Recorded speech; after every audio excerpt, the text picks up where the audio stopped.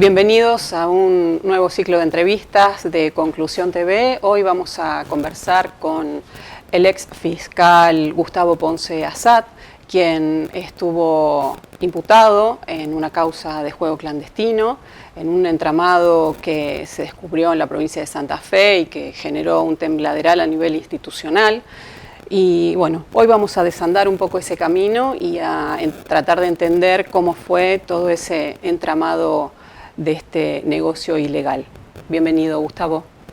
Muchas gracias, Alejandra. Muy bien, gracias. Bueno, ¿cómo empezar, ¿no? Con todo, a desandar todo este camino de este entramado? ¿Cómo empezó? Bueno, recordemos que todo esto, según la investigación judicial, comenzó en el año 2018. Este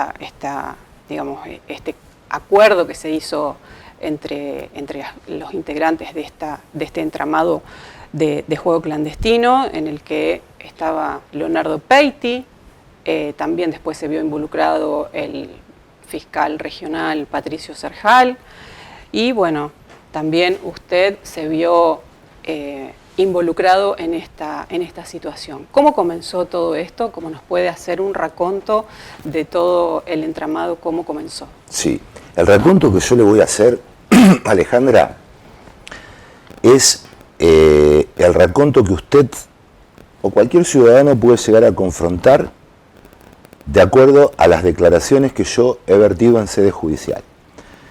Como yo sostuve oportunamente, esto fue una estructura armada por el propio senador Trasferri, quien acercó a distintos actores, entre ellos el doctor Serjal, Leonardo Peiti, algún abogado más, pero esto lo produce el senador Trasferri a modo de blindaje a Peiti, porque Peiti, que es un capitalista del juego, yo en las audiencias decía que daba mucha mano de obra y que en realidad se trataba de un emporio, esto lo he dicho en las audiencias judiciales, en fin, lo que hacía el senador Trasferri era brindarle un apoyo a Peiti para el desarrollo de esas actividades, y Peiti a su vez contraprestaba con valores dinerarios, según lo ha dicho el mismo Peiti en las declaraciones en sede judicial, como asimismo en la provisión de distintos elementos que el senador Trasferri utilizaba durante sus campañas políticas. Por ejemplo, donación de chapas, donación de puertas, donación de arena, esas cuestiones que se dan en las campañas políticas. Recordamos que esto se descubrió, este entramado, a partir del asesinato de un gerente de un banco en uno de los balcones del City Center. Una persona totalmente ajena a todo tipo de situación delictiva. Pasaron personas disparando y esta persona perdió la vida. A partir de esta situación y esta investigación se empieza a descubrir distintas conexiones que lo vinculan a usted con el juego clandestino. Ahí está lo lamentable. Yo en su momento he pedido disculpas a la familia de esta persona que muriera en ocasión de la balacera al casino. Y ahí hay un actor que pasa desapercibido en la investigación hasta el momento, si bien se ha formulado la requisitoria de elevación a juicio por parte de los fiscales Chapapietra y Ederi, y han pedido un monto de pena importante, que es un ex colaborador mío, Ugolini, que fue quien filtró durante el mes de enero la información a Peiti, a raíz de un pedido que recibió Peiti de alguien que yo no conozco, para que averiguara antecedentes respecto de esa persona. En ese sentido, en enero, Ugolini utiliza el sistema informático de la Fiscalía y le pasa información sobre determinado imputado. Con eso comenzó la investigación. ¿Qué quiero decir con esto? Que el responsable de la filtración de datos sensibles de la Fiscalía lo produjo un empleado de mi oficina, un empleado que yo no elegí, un empleado que a mí oportunamente me lo designó Serjal en mi oficina fiscal. Y también ahí trasluce distintas derivaciones o distintas vinculaciones que podría tener Peiti más allá de lo que es el juego clandestino. En esa investigación surge que, reitero, que Ugolini se conecta al sistema, está totalmente constatado, está chequeado esto, es más, ameritó que sobre fines de julio del 2019 la auditora del Ministerio Público, la doctora Branicic, junto con la fiscal Paolicelli, que en ese momento integraba el grupo de fiscales, se constituyeran en la calle Montevideo, donde yo tenía mi oficina, y yo en ese momento había salido a fumar al balcón. Cuando vuelvo, Ugolini estaba cuando yo salí a fumar al balcón, cuando vuelvo Ugolini no estaba, pregunté dónde estaba Ugolini, y ahí mismo una empleada me dijo, está en los altos del frente del Palacio Viejo, andá y dale una mano porque le secuestraron el teléfono. Le digo, no, yo no sé qué está pasando. ¿Qué mano ni qué mano? A ver, veamos qué pasa. ¿Quién está? Está la auditora y una fiscal. Listo, yo no voy a intervenir en una actuación de la fiscal y la auditora. Finalizado el acto procesal, hablaré con ambas para que me informen qué es lo que está aconteciendo con un subordinado mío. También le aclaro que yo no tenía idea de que Ugolini reportaba a Traferri, reportaba a Peiti, perdón, sin mi conocimiento, y que utilizaba el sistema informático para pasar información que no se podía pasar. Es más, yo mismo en la audiencia reconocí que yo el sistema no lo tocaba. ¿Sabe por qué? Porque yo no sabía usar el sistema nuevo de la Fiscalía. Entonces lo hacían mis asistentes. Yo sí sabía utilizar el sistema del antiguo régimen. ¿Por qué? Porque trabajé muchísimos años en el tribunal. Sí. Entonces yo el sistema penal del tribunal lo sabía manejar perfectamente. El sistema informático de la Fiscalía a mí me resultaba extremadamente dificultoso. Yo sabía muy bien que no era yo quien había pasado esa información. Entonces la vinculación con su fiscalía es directamente a través de Ugolini. De Ugolini. Si bien yo lo había conocido a Peiti, yo desconocía que había un topo también en mi oficina que se trataba de Ugolini. Ugolini le reportaba a Peiti. Es más, tengo entendido, y así lo he manifestado en sede judicial, que una propiedad que Ugolini alquiló para un familiar suyo, que se afincó en Rosario, es de propiedad de Peiti. No me consta si lo es o no. Es lo que ha trascendido en el marco de la investigación. Bien. ¿Cómo fue su relación directa con este entramado? ¿Cómo fue convocado? ¿Cómo llega usted a participar de este entramado del juego? Yo fui convocado por el senador Traferri, esto está acreditado, porque cuando yo declaré, dije que, más allá de que me habían secuestrado el teléfono, di datos precisos de los lugares donde tendrían que haber impactado las antenas, porque gracias a Dios recordaba muy bien cuándo había sido mi primer llamada con el senador Traferri, que fue en la calle Montevideo. Yo estaba en la planta baja, el senador bajaba del primer piso de reunirse con el fiscal regional Serjal, me preguntó, me dijo, ¿vos sos Ponce Asad? Sí. El senador Traferri, mucho gusto senador. Yo por supuesto lo conocía de la militancia, de los actos políticos al senador. Y ahí él me pidió mi teléfono, yo se lo di, me hizo una llamada perdida y lo agendé como senador Traferri. Esto está totalmente chequeado, constatado y probado en el expediente judicial. El que armaba las reuniones con Peiti o con personas representantes de Peiti, en lo que a mí respecta, era el senador Traferri, quien me llamaba por teléfono, y lo hacía también con el doctor Serjal, que lo derivaba. Esto fue así. O sea, yo cometí un gravísimo error de juicio, que fue prestarme a una función que no era la función del fiscal, quizás por cuestiones políticas, por mi relación con Serjal. Yo había estudiado con Serjal, fui compañero de la Universidad de Serjal. De Serjal lo único que puedo decir es que tiene una madre excepcional, una mujer luchadora, y respeto muchísimo a su ex mujer y a sus hijas. Eso solo voy a decir con respecto a la persona de Serjal. En cuanto a la función, como lo he manifestado en audiencias y en una nota hace poco con Rosario 12, se trató, visto los resultados, de una gestión terrible, de una gestión con un fiscal regional ausente.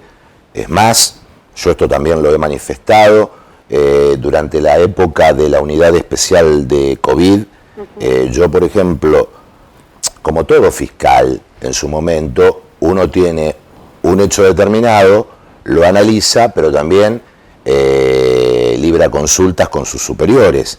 A mí me resultaba imposible comunicarme con mi inmediato superior, que era Serjal. No atendía el teléfono. Entonces, directamente yo, y lo digo en estos términos, molestaba al fiscal general porque lo llamaba en horarios en que supuestamente el fiscal regional estaría descansando o disfrutando de un fin de semana, que se lo merece porque trabaja muchísimo. Y bueno, a mí las supervisiones me las hacía directamente el doctor Baclini, por la ausencia del fiscal regional. Esto lo digo yo y lo pueden decir toda la planta de fiscales y de la planta administrativa de la Fiscalía Regional Segunda. Creo que fue una pésima elección a la luz de los resultados. Sí, de entrada ya fue cuestionada su designación, ¿no? Por no tener domicilio acá en la ciudad y demás. Sí, sí. Que en realidad él tenía domicilio porque era docente de la universidad. Esas más bien fueron chicanas, creo yo, Alejandra, que no hacían a lo elemental. Fíjese que en todo proceso de selección de funcionarios, sean fiscales principalmente o jueces, entran a correr estas chicanas. La chicana del domicilio, por ejemplo, salió del mismo Poder Judicial, a mí me consta. A mí me consta, como también salieron las chicanas en el caso del nombramiento mío de fiscal, sí, que salieron en parte, yo lo digo, lo dije, lo digo y me ratifico, de una camarista penal que aún está en funciones, y fundamentalmente de la entonces vicegobernadora, que hasta en una nota que le hicieron, ni bien yo fui privado de mi libertad, tuvo el tino, la barbaridad de decir que yo era una persona que no tenía el mínimo antecedente para concursar un cargo. Y yo tenía años de experiencia como empleado administrativo en el Poder Judicial, era prosecretario administrativo del Poder Judicial, tenía más de 10 años de docencia en la Facultad de Humanidades, tenía carrera docente en la Facultad de Derecho, había hecho el posgrado en especialización de la magistratura, tenía el título de profesor universitario en ciencias jurídicas y sociales. Pero bueno, esos comentarios, como el de la doctora Tesio, creo que corresponden sencillamente a mezquindades políticas o enemistades políticas, porque bueno, también es una realidad, y esto se vive a nivel nacional. Sí. La política mete la cola en la justicia y así tenemos la justicia que tenemos. Sí, realmente, bueno, siempre se habla de la independencia de poderes, ¿no? Eso es una idea fabulosa desde el punto de vista teórico, desde el punto de vista de la politología. Yo ejercí como doctor, como profesor en Derecho Político, es un principio del sistema republicano, pero lamentablemente ese principio se encuentra muy devaluado. Un ejemplo, y en la práctica no existe. En la práctica no existe, fíjese usted lo que ha ocurrido con el fallo de la Corte Suprema de Justicia de la provincia de Santa Fe. Exacto. En relación a la constitucionalidad de los fueros del senador Traferri. Exacto. Sinceramente, hay ministros de la Corte santafesina que se tendrán que haber excusado de votar por manifiesta amistad, que es de público y notorio, con el senador Traferri, y sin embargo votaron.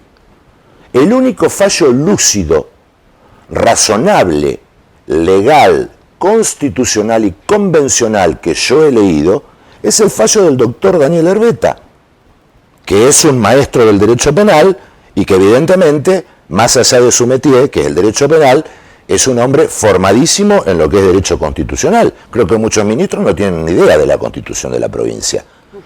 Porque, a ver, si vos sos amigo de, si vos comés asados con, si vos recibís en tu casa, en Santa Fe, en Ricardone, en Punta del Este, y a mí esto me consta porque yo he sido testigo, ¿cómo vos vas a emitir juicio en una causa que involucra a ese amigo tuyo, a esa persona tan cercana, porque los encuentros, más allá en territorio argentino, entre un ministro de la Corte, la vicegobernadora de Santa Fe, la doctora Rodenas, y el senador Traferri, trascienden las fronteras. En Punta del Este, por ejemplo, o en los ranchos, en las adyacencias a Punta del Este, las reuniones tripartitas de estas tres personas, yo las conocía por boca del senador, con quien yo también he tomado café en los bares de la Mansa, con el senador Traferri, con Serjal, etcétera. Bien, ya que mencionó a la vicegobernadora, ¿qué relación tiene ella con todo este entramado? Porque bueno, se ha, ha tomado partido en algunas situaciones en todo este entramado del juego clandestino. Yo no podría decir si la doctora Rodenas tiene vinculación directa con el juego clandestino.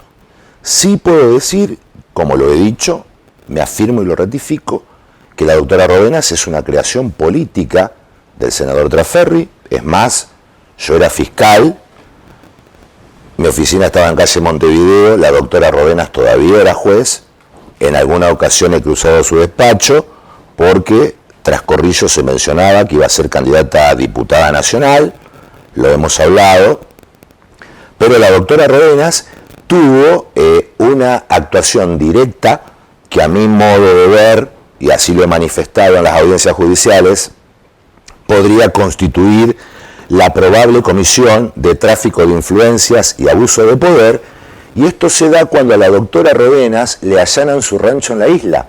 Esto es recordado. Sí, sí. Eso fue en el marco de una investigación por narcocriminalidad y lavado de activos. Bueno, le allanan el rancho... Vinculado al caso Alvarado. Vinculado al caso Alvarado. Le allanan el rancho a la doctora Rodenas. El pedido de allanamiento lo había hecho un fiscal determinado. La jueza que había intervenido es una jueza muy proba del Poder Judicial, y mientras la jueza estaba en audiencias, Alejandra, recibió más de 10 llamados, tenía el teléfono sobre el estrado en silencio, más de 10 llamados de la doctora Rodenas. Y ese mismo día del allanamiento, que la doctora Rodenas, tengo entendido que llegó al mejor estilo División Miami, con un abogado a bordo de una lancha, a su rancho de la isla, la doctora Rodenas llamó al fiscal regional diciéndole que iban a rodar la cabeza de todos los fiscales, que cómo se les ocurría allanarle su domicilio. Esto me consta y yo lo he podido probar en mis declaraciones, porque ese día yo estaba haciendo rehabilitación en calle Buenos Aires. Me llama Serjal diciéndome de esta cuestión, de la amenaza de la doctora Rodenas. A su vez yo lo llamo al senador Traferri. El senador Traferri hizo un chascarrillo en cuanto al estado emocional.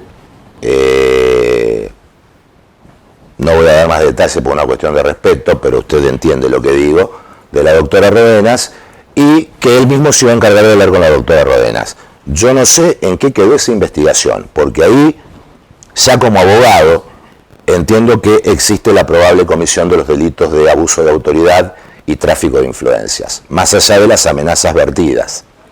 Esto yo lo pude comprobar porque se demostró el impacto de las antenas con mi teléfono, el teléfono de Serjal y el teléfono del senador, que impactan en la calle Buenos Aires entre San Juan y Mendoza, si mal no recuerdo. Bien, en todo caso, tratar de evitar un allanamiento habla a las claras de ocultar algo, ¿no? Mire, a mí cuando me allanaron mi residencia de Sobreronio, yo no estaba allí, estaba en lo de mi ex, me llama la fiscal Paulicelli, me dice: Gustavo, estamos en el palier de calle Oroño, ¿podés venir para no tumbar la puerta? Sí, cómo no. Fui, abrí la puerta, me revolvieron todo el departamento, Curiosamente se llamaron a la prensa porque en un momento yo salgo a fumar al balcón que daba sobre Oroño y veo a un periodista y al ratito estaban 500 periodistas. Ese también es una falla que tiene, a mi modo de ver y entender, el Ministerio Público, en el sentido de que cuando un fiscal encabeza un operativo, bueno, quizás por lo que es el sistema nuevo de la transparencia, la publicidad, la cercanía, pero muchas veces eso se malutiliza. Sí, a veces el Ministerio Público difunde lo que tienes ganas de difundir y hay cosas que las deja por ahí. También. Hay una selección importante ahí en qué se difunde y qué no desde el Ministerio Público. También. La oficina de prensa. Bueno, y las filtraciones son moneda corriente. Y eso creo yo que es un ajuste de tuercas que tendría que tener el Ministerio Público. Esto lo digo en términos de aporte. No sé si mi aporte sirve o no, porque yo es como que soy producto de la mancha venenosa. Usted calcule que yo me he encontrado con un par de fiscales que me han saludado cordialmente, humanamente bien, y me he encontrado con otros que te miran como si vos fueras el peor asesino. Y bueno, estas son las reglas del juego, ¿no? Me pasó no solamente con mis ex colegas, sino también con mucha gente más. Pero bueno, cada cual sabe cómo procede. Bien. Bueno, todas estas... a mí me llama la atención los juicios abreviados que se hicieron. Bueno, el suyo, en forma tan rápida. También el juicio abreviado que se le hizo a Leonardo Peiti. ¿En qué situación está ahora Hugo Lini, con el que usted lo mencionó? Y bueno, Patricio Cerjal, si no me equivoco, está a la espera de juicio. Sí. Está en prisión domiciliaria. ¿Cómo es esta distinta vara? No está en prisión domiciliaria, discúlpeme. Ah, perdón. Hay un camarista, y lo voy a nombrar con nombre y apellido, el doctor Chaudet. A mí me destrató pésimamente mal en una audiencia, y el doctor Chaudet resolvió otorgarle la libertad a Cerjal. ¿Por qué? Cerjal estaba en domiciliaria, en un departamento que le alquilan los amigos. Siempre vuelvo a la anécdota de Roberto Carlos. Usted sabe lo que cuesta mantener un departamento en Rosario, entre alquiler, el pago de tasas, servicios, expensas, todo. La cuestión que el señor Cerjal, los amigos, le alquilaron un departamento, creo que por calle 9 de Julio. Esto yo lo leía estando privado de mi libertad, lo leía en los diarios. Según lo que trascendió, vive de vender viandas de comida. Sí, la verdad es que debe ser un negocio muy redituable, porque para hacer frente a semejantes gastos, más que el doctor Cerjal tiene 4 hijas, por lo cual deduzco que tiene que pagar cuota alimentaria, a mí me llama poderosamente la atención. Y también especulo, ¿habrá recibido alguna ayuda de parte de otros involucrados para guardar silencio? Permítame que haga esa reserva. Porque esto es público y notorio en los corrillos. Sí.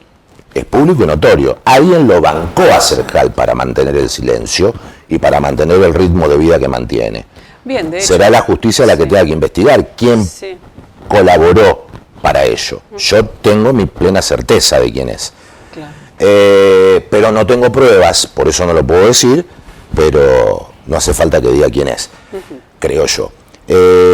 Y con respecto a los abreviados, bueno, yo pude acceder a un abreviado, que el abreviado es una alternativa que establece el Código Procesal Penal, que es no llegar a la instancia de juicio oral y público siempre y cuando todo lo que el imputado diga pueda ser comprobado. Yo aparte me acogí a la figura del arrepentido. Imputado colaborador también. Fui imputado colaborador. ¿Por qué? Por esta razón, yo cuando fui privado de mi libertad, que sostengo que después de la muerte es lo peor que puede atravesar un ser humano, yo fui una persona privilegiada, en el sentido de que mis padres me dieron una muy buena educación, tuve posibilidades, más allá de la cuestión de la escolaridad curricular, a acceder a educación extracurricular, a deporte, en lo extracurricular, el aprendizaje de idiomas, muchísimas cosas que me dieron mis padres. Y tuve una gran formación religiosa y tuve los mejores profesores, tanto en el jardín como en la primaria, como en la secundaria, en la universidad. Y yo me fui haciendo en base a todo eso. Y siempre digo que uno es producto de, y es producto de toda esa educación que recibió, del amor de su familia, del cariño y la contención de sus amigos. Uno no llega solo a ningún lado, en ese sentido. Y bueno, cuando yo fui privado de mi libertad, yo ahí es como que descendí a los infiernos. Reflexioné y dije, yo tengo que hacerme cargo de lo que a mí me corresponde, pero no puedo hacerme cargo de lo que no es mío, ni de tapar gente, ni de silenciar. Yo entré a trabajar a la justicia por una cuestión de principios, porque siempre creí en la justicia. Yo en el colegio primario tuve el privilegio de estudiar la Constitución. Tuve una brillante profesora en sexto y séptimo grado, que ya no vive, Olga Pesci Haddad, y ella nos enseñaba la Constitución. Y bueno, yo ahí advertí que lo mío iba a ser el derecho. Y nunca me olvidé de la premisa preambular de afianzar la justicia. En esos términos, y a raíz de un gran examen de conciencia y de una profunda reflexión que tuve, decidí expresar mi verdad, reitero, mi verdad, que pudo ser comprobada fácticamente en el transcurso de la investigación. Es por eso que yo llegué a un juicio abreviado y recibí una condena. Calcule usted que a mí la condena que me aplicaron me significa, entre otras cosas, el hecho de no poder ejercer como abogado hasta el año próximo. Por lo tanto, yo hago malabares, colaboro con algunos abogados, con algunos estudios, trato de hacer lo que me enseñaron desde mi familia materna, desde chico. Esto es tarea social, en la medida de lo que se puede, como un colaborador más, no en otros términos que podía hacerlo antes cuando tenía mi sueldo como fiscal, ¿no? Que colaboraba con muchas instituciones. Hoy no puedo colaborar con las instituciones económicamente, pero sí puedo dar una mano. Y eso es lo que estoy haciendo, a modo también de reconstrucción de mi persona, porque creo que todos nos merecemos una segunda oportunidad. Yo esto lo tuve claro en el momento en que fui fiscal y que producía imputaciones, acusaciones y lograba condenas, y siempre que podía hablar con los imputados en presencia del defensor, trataba de bajar ese mensaje, ¿no? Bien. Volviendo a la cuestión del entramado, ¿no? Usted mencionó en algún momento que era como un mensajero dentro de la organización. Tal cual, lamentablemente, Alejandra. Creo que le dije que un familiar mío me dijo, pero ¿vos te das cuenta que vos eras un fiscal, no un empleado de OCA? Y sí, como dice el tango, tarde me di cuenta que al final. Yo lamentablemente me presté a eso. ¿Cuál era su función específica? Mi función específica fue reunirme con el senador, reunirme con Peiti, con un abogado que venía de parte de Peiti, que yo le he nombrado en declaraciones judiciales, y a mí me entregaban una bolsa en cuyo interior había un sobre de papel madera, y yo hacía así, hacer jal. Esa fue mi función. Yo no recibí $4.000 mensuales como esa barbaridad de que dicen, ni nada por el estilo, y esto se puede acreditar con el exhaustivo análisis patrimonial que hicieron los fiscales, reitero, sobre mi patrimonio. Yo le decía al inicio que yo entré a la función con una propiedad en Andino de 600 metros cuadrados, el terreno. Yo lo vendí en diciembre del 2019, intervino una escribanía céntrica, aquí por calle Mitre, y los fiscales se constituyeron en la escribanía para acreditar la veracidad de mis dichos.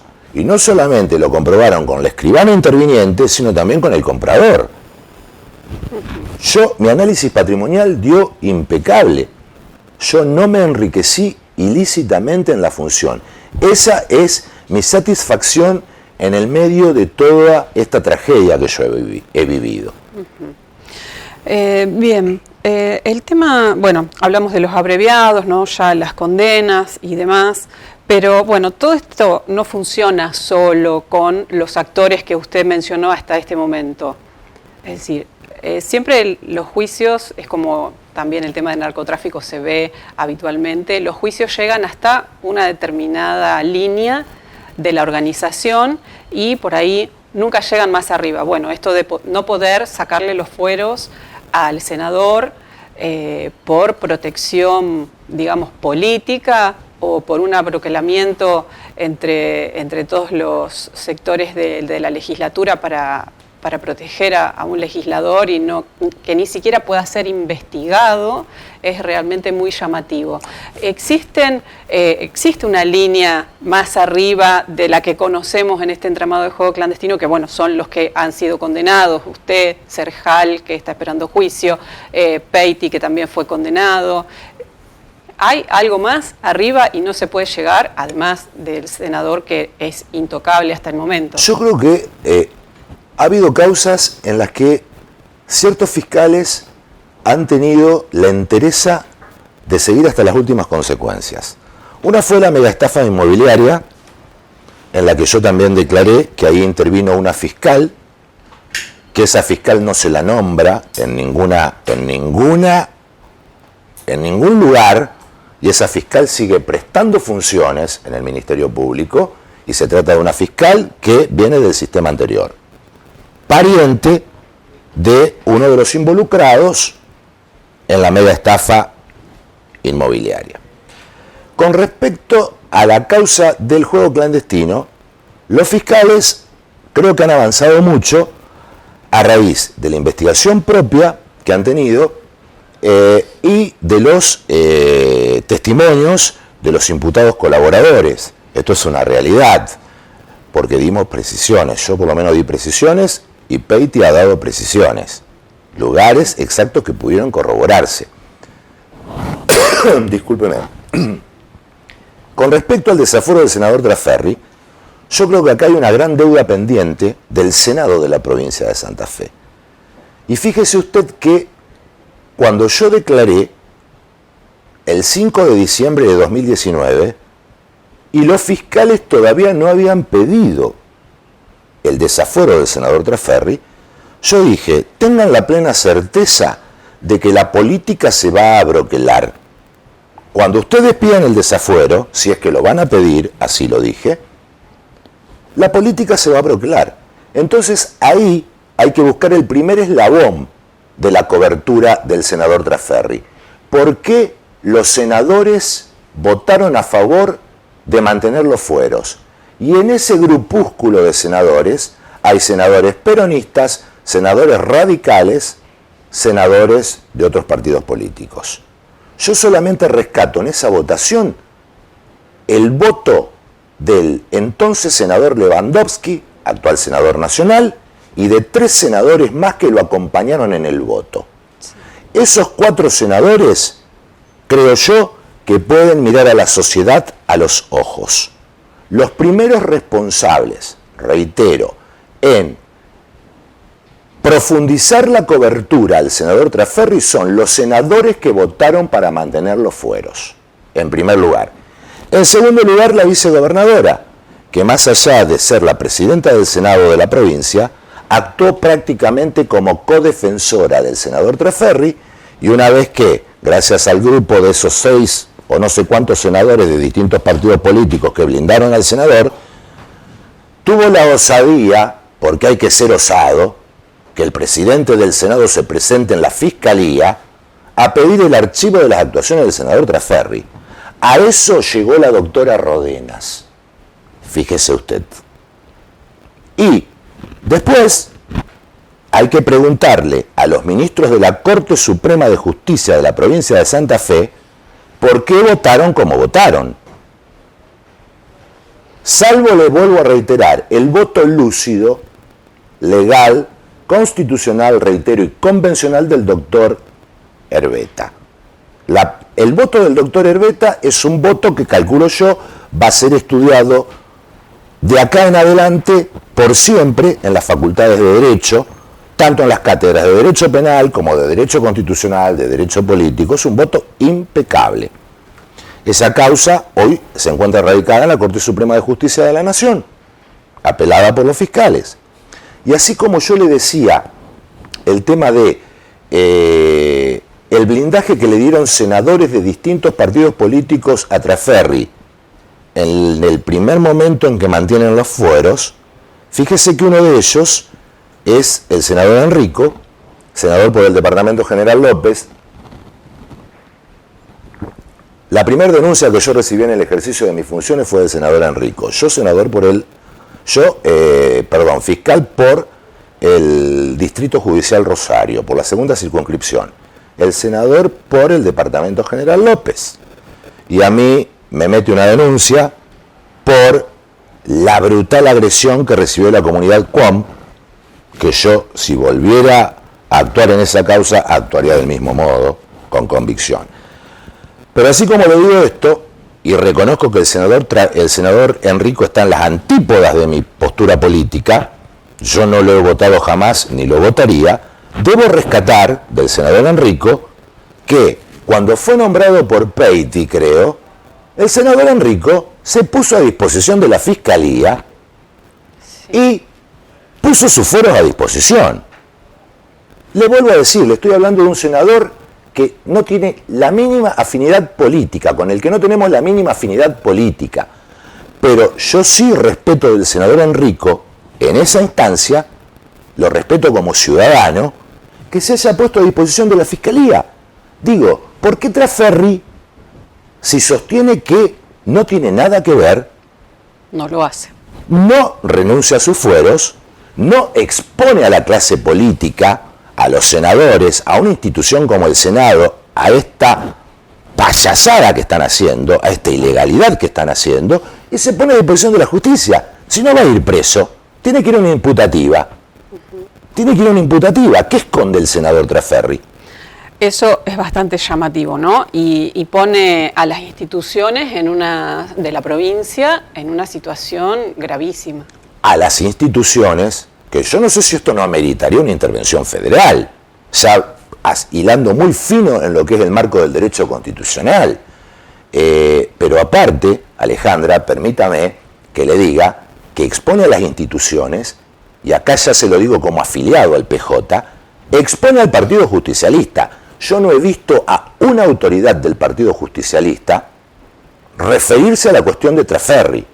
No he visto al presidente del partido, no he visto al presidente del Departamento General López del PJ, salvo los casos escasos que nombré, Lewandowski y 3 senadores más que dijeron, esto es una barbaridad. Entonces, pronto va a haber un proceso electoral. Yo creo que no todos los senadores, más allá de que algunos de los que votaron a favor de los fueros de Trafferri, son senadores que hace casi 40 años que están en la función. Y ahí también hay otra contradicción. ¿Cómo? El gobernador de Santa Fe no tiene reelección y los senadores tienen reelección indefinida. El presidente de la República tiene una reelección y nada más. Y acá tenemos senadores que están atornillados en las bancas desde hace 35, 40 años. Esto es una locura. Es una locura. Es un déficit de calidad institucional que tiene la provincia de Santa Fe. Que por otro lado creo que es la única provincia en el mundo que tiene el sistema de juzgamiento que tiene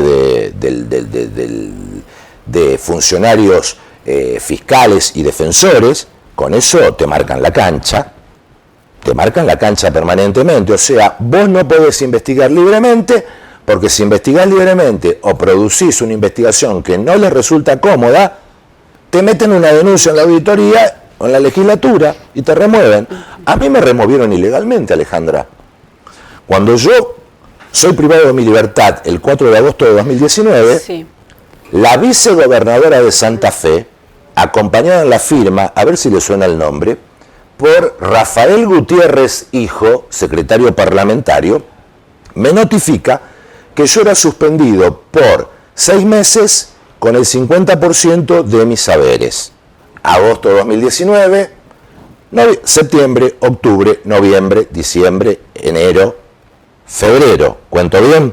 O sea, mi suspensión tendría que haber sido hasta febrero del 2020. En octubre, la vicegobernadora Rodenas, con el secretario Gutiérrez Hijo, me notifican que en la Asamblea Legislativa había votado por unanimidad la remoción de mi cargo en octubre. Hay un principio básico, constitucional y de derecho penal.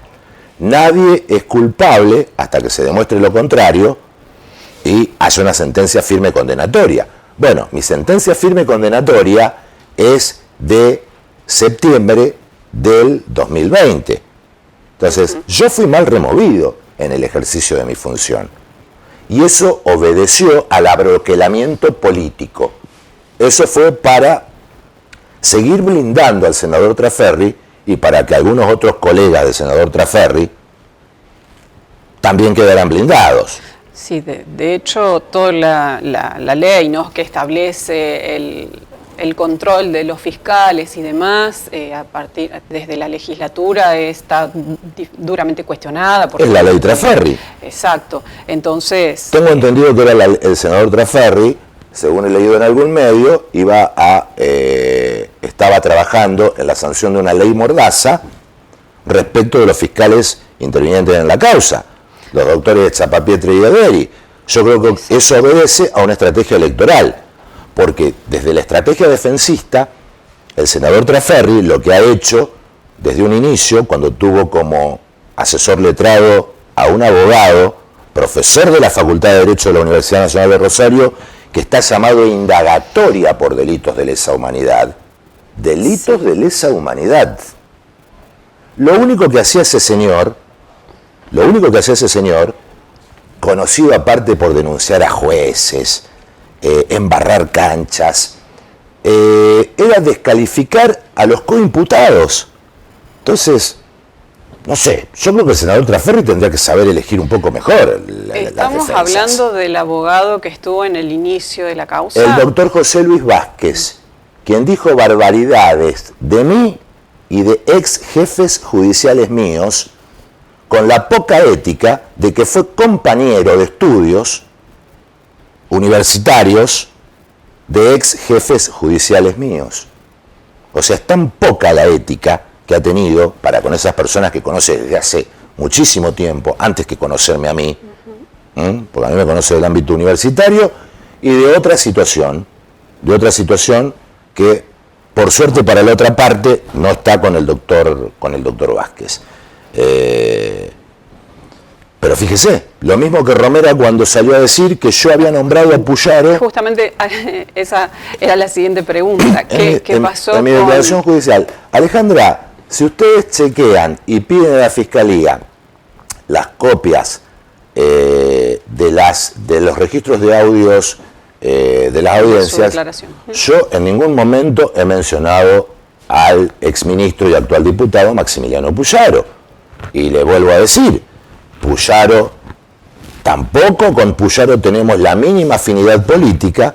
Sí, lo que yo puedo decirle es que en el ejercicio de mi función yo jamás recibí una apretada ni un llamado de atención del exministro. Esto tengo que ser honesto. Y consecuente en mi proceso de reconstrucción de manejarme con la verdad y ser sincero. Yo eso tengo que dejarlo bien en claro. Y no es como dijo el Rosario Plus hace poco, fíjese qué lenguaje que utilizan. Fiscal condenado por juego clandestino pone fichas o banca a Puyaro. No, yo no banco a nadie. Yo banco a Gustavo Ponce Azahad y a los pocos familiares y amigos incondicionales que a mí me bancaron en el peor momento de mi vida. Yo no banco políticamente a nadie, no reniego de mi ideología, ni la voy a renegar nunca, ¿no? Pero esto no es así. Entonces Romera va a tener que dar explicaciones y acá también van a tener que trabajar los fiscales Zapapietra y Ederi en relación de dónde sacó esa información el doctor Romera. ¿Dónde está esa información? Porque en mis declaraciones judiciales no está. ¿Por qué cree que no hizo lo ese sé, tipo de declaración? no lo sé. ¿Puede ser alguna operación política? Operaciones típicas de la defensa de Trasferri, que le vuelvo a reiterar, lo que han hecho permanentemente es embarrar la cancha y tirar hacia afuera para seguir blindando al senador Trasferri. Porque ¿cuál es la estrategia? La estrategia que ha hecho ahora el actual defensor es decir que yo lo nombro a Puyaro, supóngase que yo lo hubiera nombrado a Puyaro, cosa que no es. ¿Qué suma o qué resta a lo que es la responsabilidad penal que puede tener el senador Trasferri en juego clandestino? ¿En qué lo afecta? En nada. Entonces, creo que la estrategia defensista es totalmente errónea, no es una estrategia defensista limpia, y creo que se tiene que replantear cuál va a ser la estrategia. Se tiene que en cuanto a Trasferri. Yo jamás lo he mencionado, como le decía, a Puyaro, y esto lo pueden corroborar de las actas judiciales. Entonces acá va a tener que trabajar la Fiscalía, y yo espero que la Fiscalía pueda dar explicaciones de esto. O quién le dijo desde la Fiscalía al doctor Romera que yo había nombrado a Puyaro, cosa que yo no hice en audiencias judiciales. Entonces calculo que esto ameritará una investigación interna dentro del ámbito de la Fiscalía. Entiendo yo. Bien. En todo este entramado, ¿no?, de cuestiones políticas, de operaciones y demás, surge el tema, bueno, ¿de dónde sale el dinero de las campañas políticas? Y esto lo traigo a cuento de que usted mencionaba hace un momento que la doctora Rodenas es una construcción del senador Trasferri en relación a su cargo político, que primero fue diputada nacional y bueno, ahora... Esto estos entramados delictivos que generan tanto dinero, ¿puede ser una base de las campañas políticas? Sí, podría serlo, porque, a ver, ahí también creo yo que hay una cuestión de replanteo de lo que es la justicia electoral. La justicia electoral tiene que controlar el tema de los aportes que se hacen a los partidos políticos para que afronten las campañas. En base a mi causa, yo lo que le puedo decir es que el mismo Peiti reconoció que no sé cuántos miles de dólares aportó a la campaña de Perotti en virtud de una propuesta que le había hecho, creo, Trasferri con Scatalini, que está en las escuchas telefónicas, sí, que era un diputado, para que, si la elección la ganaba Perotti, la cuestión del juego clandestino dejara de ser juego clandestino en la provincia de Santa Fe, a modo de que, fíjese usted, Peiti integrara la banca provincial, la lotería provincial. Pero bueno, esto es una cuestión que tiene que responder el senador Trasferri, que no responde porque no se presenta a declarar. Fíjese, yo esto se lo dije a un colega suyo el otro día. El senador Trasferri es la persona más con mayor inmunidad en el mundo. Ni el rey de Tailandia, que ahí lo publicaron mal, porque yo dije es el jefe de una monarquía dictatorial absolutista, o la reina Elizabeth del Reino Unido, o el rey de Arabia Saudita, tienen la inmunidad que tiene el senador Trasferri. Es el único caso en el mundo y en la Argentina. Porque si leemos historia, y usted como periodista está al tanto de las crónicas, la expresidenta de la Nación, sin fueros, mujer, se presentó 8 veces en un día indagatoria ante el entonces juez Bonadío, que si el juez Bonadío viviera, calculo yo que estaría como yo removido del cargo, en el caso del destituido, ¿no? Pero la expresidenta sin fueros se presentó solita. El senador Enrico acá fue y dio la cara y se presentó en la Fiscalía. ¿Por qué Trasferri no hace lo mismo? el departamento San Lorenzo, ante las próximas elecciones, ¿cómo va a proceder electoralmente? ¿Va a seguir bancando a una persona que vive eludiendo la justicia? ¿Eso lo honra al departamento San Lorenzo? Más allá del departamento, ¿honra al partido justicialista el senador Traferri, que vive eludiendo la justicia?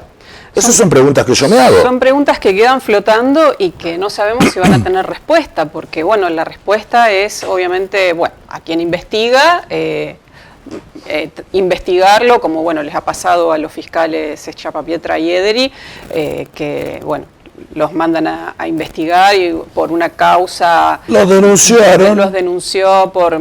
Lúcidamente, la comisión de acuerdos, que está presidida por una diputada provincial, creo, Leonela, no recuerdo el apellido, bueno, 4-2 dijeron no, esto va al archivo. Busque quiénes fueron los senadores que se opusieron. Forman parte de la corte del senador Traferri. Bueno, son preguntas que quedan, ¿no? Que tendrán y que la política va a tener que dar respuestas. Van a tener que dar respuesta porque, digamos, si no, hablamos de una total impunidad y que... Acá la política tiene que dar respuestas. Yo me pregunto, ¿hasta cuándo, como decía una ex primera dama de la República, van a seguir metiendo la mugre debajo de la alfombra? Acá tenemos una vicegobernadora que interfirió en investigaciones judiciales, la vicegobernadora de Santa Fe. Tenemos a un senador provincial del mismo espacio que la vicegobernadora que elude la justicia y que la única estrategia defensista que esgrime es descalificar a oponentes políticos o a quienes ya hemos sido condenados. ¿Por qué? Porque tuvimos la valentía. Yo recuerdo cuando me allanaron mi casa, en el reportaje que di en la planta baja, acompañado por mis abogados, los doctores Gardali y Mesado, dos señores abogados, que me aconsejaron muy bien, que me sostuvieron. Yo dije, y esto lo pueden chequear, yo voy a rendir cuentas ante la justicia. Y yo así lo hice, y no fue una decisión fácil. Por eso yo cuando declaré, Alejandra, en las audiencias, siempre dije, mis declaraciones son fuertes, involucran a grandes centros de poder, y ante cualquier eventualidad, yo le vuelvo a decir, yo soy un tipo de convicciones religiosas muy fuertes y firmes, yo solo le temo a Dios, pero sé que hay coletazos por ahí, entonces yo siempre digo lo mismo y vuelvo a ratificarlo. Si algo pasara con mi persona, con mi entorno y con mi familia, busquen a los responsables en el marco de la causa, el senador Traferri, los demás imputados y en la vicegobernadora de Santa Fe. Y lo voy a decir siempre, hasta que esta situación se aclare. Acá tienen que dar respuestas. Tienen que dar respuestas. Hasta el mismo gobernador tendría que dar respuestas de tener la vicegobernadora en ese posicionamiento. Y yo calculo que si usted le hace una nota al gobernador de Santa Fe, va a decir lo que dice la gente que no tiene compromiso y la gente que busca sacarse la pelusa cuanto antes y decir, que la justicia disponga. Claro. No, a ver, es tu compañera del binomio gubernamental, integra el Ejecutivo con vos y es tu pata en la legislatura de Santa Fe. Vos tenés una mujer que, en principio, habría cometido esos delitos y que en el marco del allanamiento de las islas, esto también trascendió de las investigaciones judiciales, se han falseado actas de procedimiento en cuanto a secuestros que hubo en la isla. Nadie habla de eso. No. Hay muchas cosas de las cuales no se hablan. Nadie habla de la cuestión, usted me preguntaba a mí, nadie habla de la cuestión patrimonial del senador Traferri. Investiguen empresas, chacras en Punta del Este. Nadie investiga nada. ¿Que con el sueldo del senador se compra una chacra en Punta del Este? Pregunto. Claro, sí, son preguntas que alguien son tendrá preguntas que responder. Y que yo hoy me las reformulo porque me llevan a reformularme esto. ¿Por qué? Porque desde la defensa del senador Traferri, yo sigo siendo machacado. Yo tuve lo que hay que tener para responder ante la justicia, fue una decisión muy difícil. Yo tendría que haber estado privado de mi libertad 8 meses, Alejandra, y estuve 13 meses. Sí. 13 meses, 4 meses en el order hasta que yo declaré, o sea, bajo la órbita de la provincia de Santa Fe, y cuando declaré, me pasaron bajo la órbita de la Policía de Seguridad Aeroportuaria, con quien no tengo más que palabras de reconocimiento, agradecimiento y gratitud. Primero porque es una fuerza tan especializada, yo lo comprobé en mi trabajo, pero aparte desde lo humano, desde los formados que son. El trato que yo recibí, y no le estoy hablando de un trato VIP, no, un trato humano, el trato que tiene que recibir todo privado de libertad. Sí, que ese es otro tema también. Sí, ese es otro tema porque la gente, bueno, las personas que cometen delito y que terminan detenidas, lo único que pierden es la libertad. Los otros derechos siguen plenamente vigentes. Y no pierden su dignidad humana. Y esto parece que el común no lo entiende de esa manera. No lo entiende, no lo entiende. Sí. No lo entiende. Y es lamentable porque estamos hablando de prójimos. Sí. Vas a saber los motivos por los cuales cayeron en eso. Yo puedo hablar de los motivos míos. Por supuesto, cada uno. Un gravísimo error de juicio. Un gravísimo error de juicio. Gravísimo. A mí me cuesta. Yo estoy en proceso de autoperdonarme.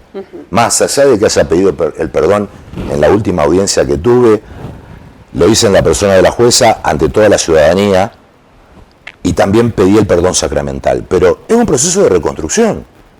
Proceso de reconstrucción fuerte.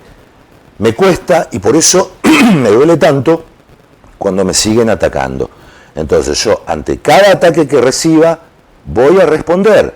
Yo no me voy a quedar callado, porque la verdad mía fue comprobada en el expediente judicial. Entonces, por favor, señores letrados del senador Traferri, concentren sus energías en seguir defendiendo al senador Traferri y no tiren por tirar cualquier cosa que no pueda acreditarse en los textos de las audiencias judiciales. Bueno, estas cuestiones creo que tienen que ver, este abroquelamiento, este ataque y demás comportamientos de las otras partes tienen que ver con una situación de complicidades, de encubrimientos y determinadas cuestiones que quedan ahí flotando en el aire y por el momento sin respuesta. Usted, sí. Lo que hace en base, tomo lo que usted dijo porque me parece muy acertado y muy lúcido. Es por eso que hay que sacar los mantos de sospecha sobre la política, sobre el Poder Judicial de Santa Fe, puntualmente la Corte, algún camarista penal, porque toda esta cuestión de eludir la justicia persistente, permanente y obscenamente del senador Traferri está exponiendo a otros poderes del Estado, a su partido político. Entonces creo que la gente, cuando hace sus análisis, llega a una misma conclusión. ¿Por qué lo tapan? ¿Por qué lo blindan? A ver, poderes del Estado, políticos, miembros del Poder Judicial, estamos todos bajo la mira. Yo lo estuve y tuve la valentía de reconocer mi error de juicio. Entonces, el que quiera hablar de mí va a tener que hablar desde el mismo parámetro de valentía, porque no es fácil asumir semejante grave error de juicio que a mí me llevó a la comisión de un delito y a recibir una condena penal y a estar privado de mi libertad. Yo quisiera saber cuánto se bancarían los letrados de Traferri, el mismo Traferri o algún miembro de otro órgano del poder estar una semana privado de su libertad. Creo que no lo soportarían. Sí, Bueno, no es fácil, creería que no debe ser fácil. Usted ha mencionado en varias oportunidades, todo el mundo ya lo sabe, que se afilió al Partido Peronista a sus 18 años. Así es. Después de esto que le ocurrió, brevemente, un pequeño raconto, ¿cómo ha sido su relación con el partido? ¿Ha recibido apoyo? ¿No? No, yo no tengo relación con la institucionalidad del Partido Justicialista, ni creo que la vaya a tener, porque, le vuelvo a decir, esto es la mancha venenosa. Sí, he tenido contacto humano con ex jefes políticos míos. Sí, puedo decirle que a través de lo que yo me voy informando en los medios de comunicación o por distintas redes sociales, puedo saludar y aplaudir y ponderar el trabajo legislativo que hacen ciertos referentes del espacio político al que yo pertenezco, y en este caso puedo hablar de la doctora Matilde Bruera, que creo que es un lujo para la política, del senador Lewandowski, a través de su actuación en la cuestión de los fueros del senador Trasferri, como asimismo el papel que desempeña ahora su suplente, el doctor Rabia, la función que ejerce actualmente como senador a nivel nacional. Creo que hay grandes referentes del Partido Justicialista a quienes yo les profeso un profundo respeto, Luis Rubeo hijo, Eduardo Tonioli, que aparte ha sido un tipo muy comprometido con la cuestión de los derechos humanos. Yo no tengo nada que reprocharle al PJ. Todo lo contrario, jamás dejaría de ser peronista porque son mis convicciones, pero creo que si Perón y Eva Perón se levantaran de la tumba, a más de un peronista,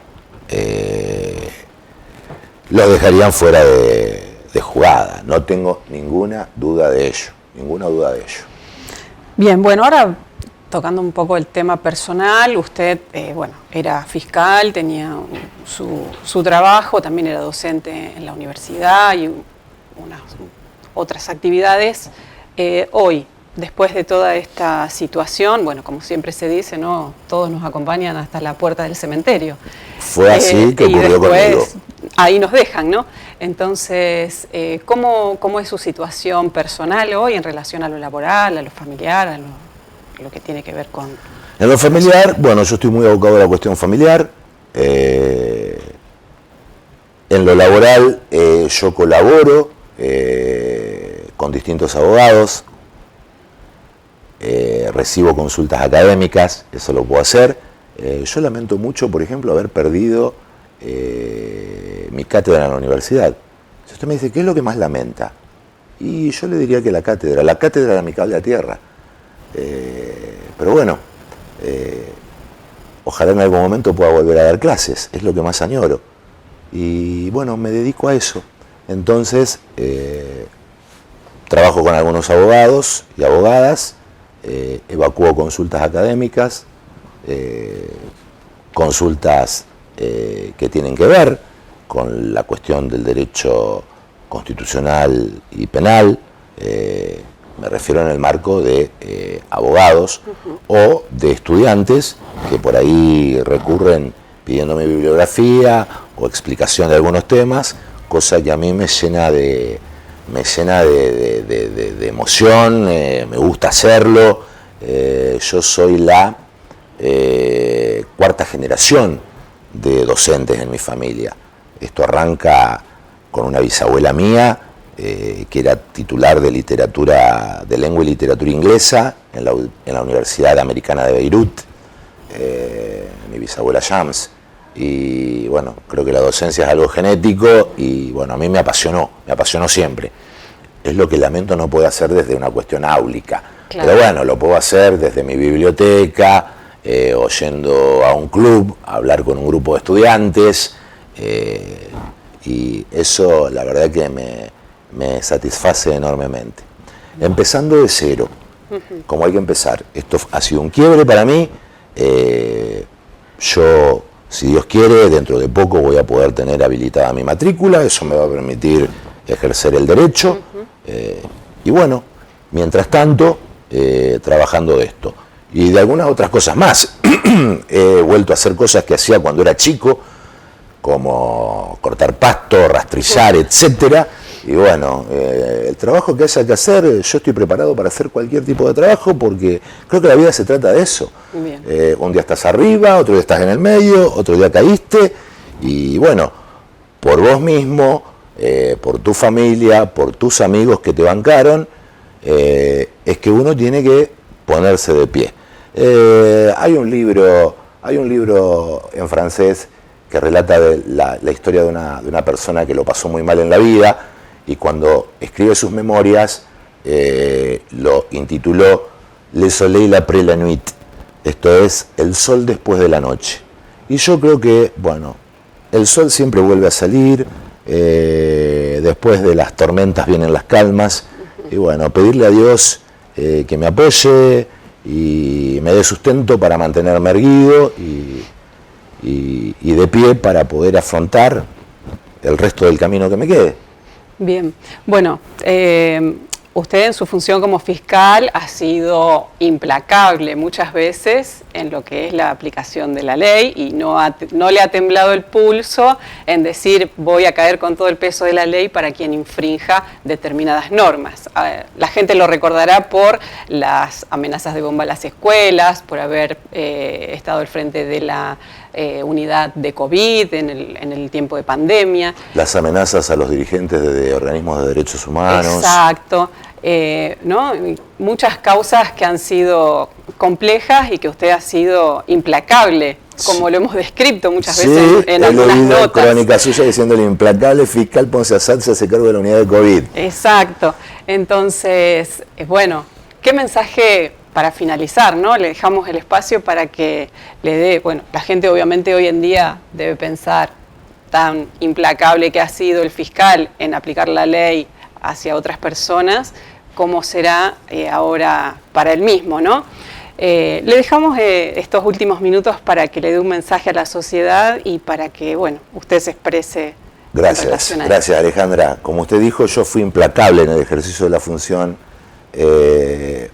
Tuve causas muy resonantes, también con mucha modestia, lo digo, fui un tipo muy responsable en mi función, tanto como fiscal, como profesor en la universidad, y fui implacable en aplicar la ley, y fui implacable también para merecer todo el peso de la ley ante el grave error de juicio que cometí. En eso creo haber sido consecuente. Yo lo único que tengo para decir, lo dije en una audiencia y lo voy a decir toda la vida hasta el momento en que dé mi último suspiro, es pedir perdón. Perdón a la ciudadanía por mi grave error de juicio, perdón al Poder Judicial, perdón a la Fiscalía, perdón a mi familia, perdón a mis amigos, perdón a todos los conocidos, perdón a toda la gente que me acompañó en el ejercicio de mi función. Eso. Y reconocer mi grave error de juicio, pedir perdón y decir también que como fui implacable con los demás, fui implacable conmigo y sigo siendo implacable conmigo. ¿Por qué? Porque yo no puedo permitirme el mínimo error. Más allá de las cuestiones penales, etcétera. Como persona, mi desafío es no cometer errores. No cometer errores. Y creo que todos merecemos una segunda oportunidad. En eso me remito a las palabras bíblicas. Hay que empezar de cero. Esa es la meta que yo me propuse cuando recuperé mi libertad. Y creo que de a poco, con la ayuda de mi gente querida, de mi gente amada, de mis amigos, voy pudiéndolo hacer.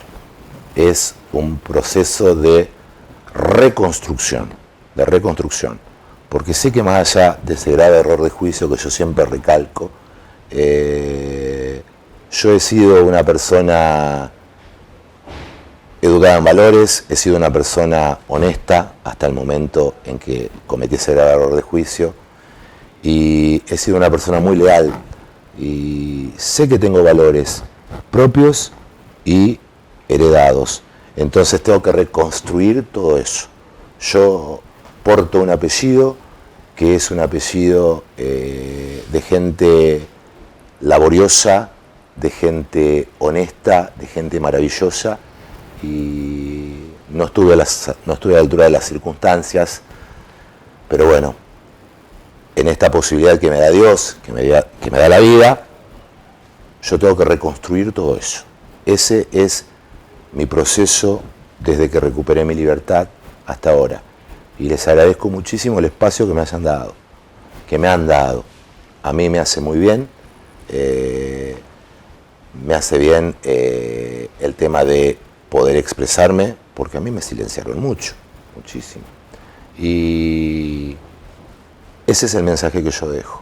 Pensar más de una vez cuando vamos a tomar una decisión, evaluarlo, poner en la balanza y ir por el lado derecho.